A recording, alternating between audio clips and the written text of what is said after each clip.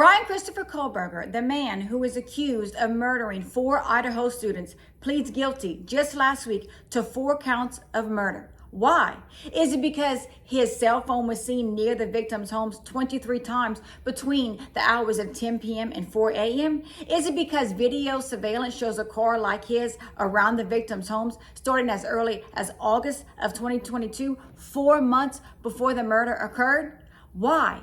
Who was the target or targets? Was this a random act of violence? Was this planned? What was his timeline? Let's find out right now.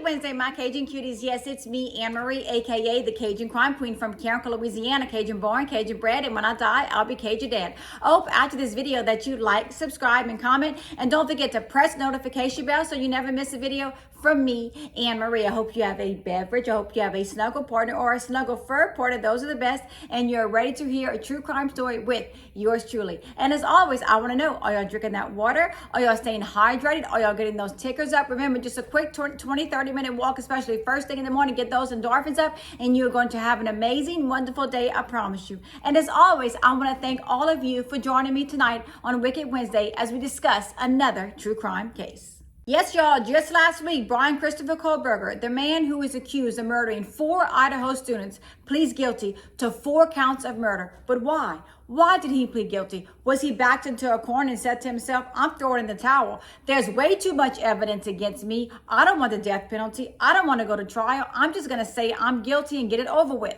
However, in my personal opinion, he had been watching 1122 King Road for months. He had a target or targets. I do not believe this was a random act of violence. I do not believe that he was just driving around and said, oh, let me just stop here real quick and commit a gruesome crime. Yes, that has happened. We all know that Ted Bundy did this back in the 70s. He found a sorority house, he went in, he murdered all kinds of women, and he left within minutes. However, in my opinion, that didn't happen. His cell phone was seen around the area 23 times. Video surveillance shows a car that looks like his around the area 4 months before the murder even occurred, several times up until November. From 10 p.m. to 4 a.m., his vehicle was seen around that area. Why? Who was he watching? Who was the target? Who was the targets? He wanted to know who was going in the house, who was coming out of the house. He wanted to know the layouts of the house, what time they went to bed, what time they woke up. He wanted to know what was going on inside of that house. However, what was his exact timeline? Now I'm going to discuss what the cops believe happened in the early morning hours of November 13th, 2022. Bryan Christopher Kohberger shuts off his phone or puts it on airplane mode around 2:47 a.m. as he leaves Washington to head to Idaho. When he arrives at the home around 3:30 a.m., he sees that a light is on the second floor, so he passes up the home. And inside of the home are the roommates, Bethany on the first floor, Dylan on the second floor. Across from Dylan is Xana's room, and on the third floor is Maddie and Kaylee's room. However, Kaylee has moved out, and in Maddie's room, Kaylee and Maddie are asleep, and across the hall, which used to be Kaylee's room, is Kaylee's dog, Murphy. Bryan Christopher Kohberger passes by again and sees the light is still on. Around 4 a.m., Xana receives a DoorDash order. She picks it up, she goes to her room, and she starts eating. After that, she turns the lights off. Bryan Christopher Kohberger comes back and sees that all the lights in the home are off. Now, according to several sources, the DoorDash delivery driver is now saying that they allegedly saw Bryan Kohberger or someone that looks like Bryan Kohberger arrive at the home. We don't know if that's true. I don't know if it's true, if it's not true. That is being said now. However, why is this just coming out now? Unless y'all have heard this before. This is the first time I'm hearing about the DoorDash driver allegedly seeing Bryan Kohberger. So I'm curious to know how that unfolded and if the cops just withheld that information and just saying that now. The cops believe that Bryan Christopher Kohberger entered the home through a glass sliding door around 4:05 a.m., give or take. They're not sure exactly what time. He walks into the second floor. He looks around. He heads up to the third floor where Maddie and Kaylee are sleeping. Kaylee's on the inside of the bed. Maddie's on the outside of the bed. He walks in. He sees them sleeping in the bed together, and that's when he attacks both of them, taking the lives of both Kaylee and Maddie. And it was said by several sources that Kaylee was severely beaten in the face, like her face was smashed in. And I'm going to pause right there and say this. Why was that? Was Bryan Kohberger's target Kaylee? Or was Bryan Kohberger's target Maddie, and he was upset that Kaylee was there and he wasn't expecting her to be there? But if he was watching the house, he would have known she was visiting for the weekend. So we don't know if he just didn't know that weekend, if he just randomly went, or what if he was watching the house and knew that Kaylee moved out and knew that Maddie was going to be there by herself, but didn't realize Kaylee was there for the weekend? So that right there is a twist for me, because at first I always thought Kaylee was his target, and he was like, oh, she's going to be there this weekend, so I'm going to go. But then now I'm thinking it was Maddie, and Kaylee was a big obstacle for him, so he was more upset with Kaylee. We just don't know. But he did take the lives of these two. And around this time, Xana finished her food and she was scrolling through TikTok. And while she's scrolling through TikTok, she hears a commotion going upstairs. I'm sure these two beautiful girls were fighting for their life. And Xana thinks to herself, what is going on? I need to check this out. Around 4:16, Xana gets off of TikTok, and her phone records steps and elevation. She was probably thinking to herself, I have to go check and see what is going on upstairs. What could possibly be happening? Now, it was said by some sources that Bryan saw Xana and he chased her down to her room. Some sources say that she was attacked. We don't know anything that's happened. This was all alleged. We don't know what happened between Bryan Kohberger and Xana. But we do know that Bryan Kohberger probably spotted Xana and went to attack her. And we know that he entered her room around 4:17 a.m. because screams were recorded around this time. We hear screams, we hear a woman's voice, we hear a dog barking, and then we hear a big thud. And y'all, let me tell y'all this, okay? I heard the recording of the screams hundreds of times. I have listened to them over and over and over again. And I'm telling you, I hear the words, Ethan, help me.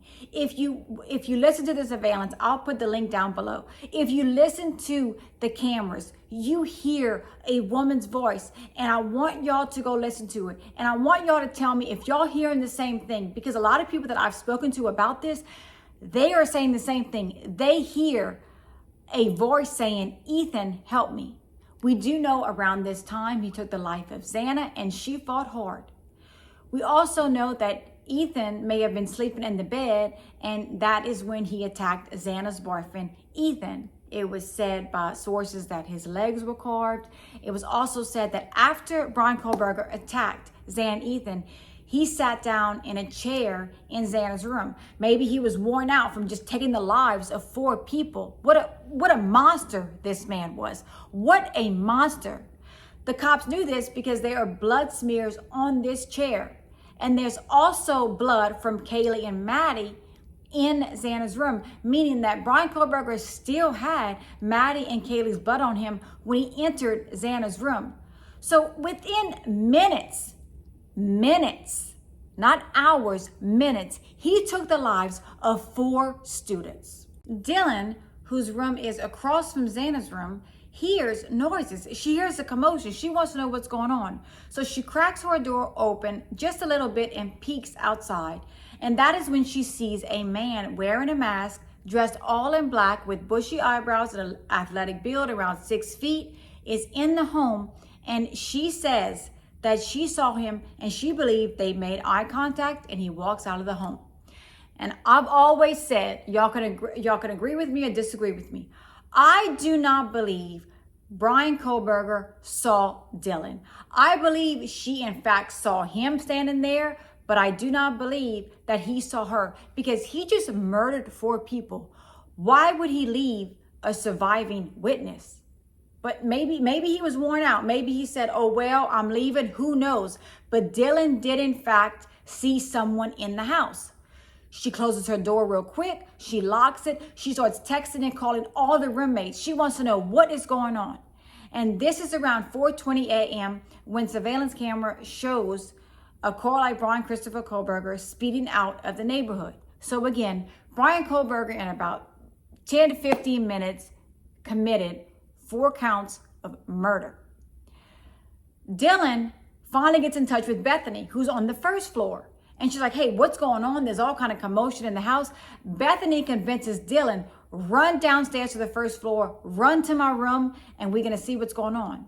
It was said that when Dylan walked out of her room, she sees Xana laying on the floor and runs down to the first floor, walks into Bethany's room. They lock the door and they start calling and texting all of the roommates. They want to know what's going on and if something happened to any of them. Bethany or Dylan could not get in touch with Xana, Maddie, Kaylin, or Ethan. They did not know what was going on. No one was answering the phone. No one was responding to text messages. They didn't know what the problem was. Around 4:48 a.m., Bryan Kohberger's phone is turned back on his way back to his house in Washington. Around 5:30 a.m., he arrives back in his apartment in Washington. And about 5 hours after the murder occurred, Bryan Kohberger's phone is seen back at 1122 King Road. Now, why on earth would Bryan Kohberger, after he committed this gruesome crime, go back to the crime scene? Why? As we all know, maybe some of y'all don't know, I research serial killers and murderers every single day. They want to see what they did. They look at that as a trophy. Look what I did. When he arrives, everything's quiet though. Nothing's going on. He sees nothing. He doesn't realize that he left his knife sheath upstairs in Maddie's room on her bed. He goes back home, and what does this sick man do? What does he do? He takes a selfie in the mirror with a thumbs up, probably thinking to himself, I just got away with a murder. Around noon, the roommates or one of their friends notifies 911. 911 comes to the home, and that is when they find Xana, Ethan, Maddie, and Kaylee all deceased in the home. How heartbreaking is that? That right there just breaks my heart. These 4 kids were in college, doing the right thing, living life, getting an education, doing nothing wrong, and they get murdered by some crazy person, crazy man who thought he got away with murder. Oh no, he didn't get away with murder. Just 6 weeks later, on December 30th, 2022, Bryan Christopher Kohberger is in fact arrested and charged with 4 counts of murder. Yes, police believe there was enough evidence to arrest Bryan Christopher Kohberger. Yep, he's been in jail since 2022, and now, just last week, he pleads guilty on 4 counts of murder. Now I want to discuss Dylan, the surviving roommate that saw Bryan Christopher Kohberger and allegedly saw Xana lying on the floor, and she ran down to Bethany's room and they locked the door and no one called the police. Now, we all have to realize this is a college party house. People are in and out all night long. It was said that's why the glass sliding door was left open. People were in and out of the house all the time, playing music, partying, living the college life. And doing what normal college kids do. They have fun, they drink, they go out all night, they pass out here and there. We've all done it. I know I've done it. And maybe if Dylan saw Xana lying on the floor, what if she didn't realize that she was hurt? Or what if she didn't realize something was going on? What if she thought that maybe Xana just fell asleep or passed out? I mean, who knows? But we can't fault this girl. We can't. We don't know what she was thinking. These are not 40-year-olds like me. For someone like me, if I heard that big commotion and I saw somebody that I didn't know in the house, I would be like, wait, who's this in my house? And I got one of my roommates laying on the floor. I'm going to go check things out. But if this was a party house and they're used to people coming in and out, they're not going to think right away, yo, let's call 911. They just tried to get in touch with the roommates, tried to figure out what was going on, and they were scared. They were terrified. They didn't know if this person that was in the house committed murder. They didn't know if this person in the house was there to see another roommate. They didn't know who it was. But they did in fact get in touch with 911. So in my personal opinion, I do believe that Dylan was just scared at the time. Bethany was just scared at the time. And could y'all imagine what they're thinking right now? Could y'all just imagine what those two girls are going through, knowing that while they slept, their 4 roommates were brutally murdered just feet away from them? How scary and heartbreaking is that? My heart goes out to those 2 girls and all the families that were involved in this situation. I don't know if all the families are okay with this, with Bryan Christopher Kohberger pleading guilty. I don't know if they're okay with him taking the plea, with him maybe not getting the death penalty. I don't know exactly what went on, but we have to wonder what else is going to go on in this case. I do not believe that it's done. I believe something else is going to go down, and I'm curious to know what that will be. My final thought, I always give y'all my final thought. And my final thought is never take life for granted. We could be taken in a flash, just like that. These 4 students were brutally murdered in minutes, while they were just living life, living the college life. Another thing I want to know is this plea agreement that Bryan Kohberger made, okay? Don't y'all think that the families have a right to know exactly what happened? Don't you think they have a right to know their child's last words, their last thoughts, their last moments? I know as a mother, and this hits home for me because I have a 20-year-old that's in college, she's a junior in college, and I know I would want to know exactly what happened to my child. So I want to know if Bryan Christopher Kohberger has to tell them what went on, what went down, who was a target, who were the targets, why he did this, what made him think that this was okay, what are the details. Now, I'm not saying that the public needs to know. We don't need to know. I don't need to know what went down, but I do think that the parents have a right to know exactly what happened to their child. So I'm curious to know if that's in the plea agreement. Does that require him to say exactly what he did, exactly how he did it, and how long was this planned out? Who was a target? That's what I'm wondering. Don't y'all want to know the same thing? Don't y'all want to know exactly what went down with this situation? Like I said, the public doesn't need to know. If they want to keep all the details from the public, that's fine. But I do believe the parents and the family should know exactly what happened that night. I hope after this video that y'all like, subscribe, and comment. And don't forget to press the notification bell so you'll never miss a video from me, Anne-Marie. And as always, stay safe. Always be aware of your surroundings and always know that I'm here for each and every one of y'all. And as always, thank you all so very much for the love and support. And for you, I am truly grateful. I love each and every one of y'all. And I will see y'all next week with more true crime videos. Y'all have a great night and a great weekend. Bye.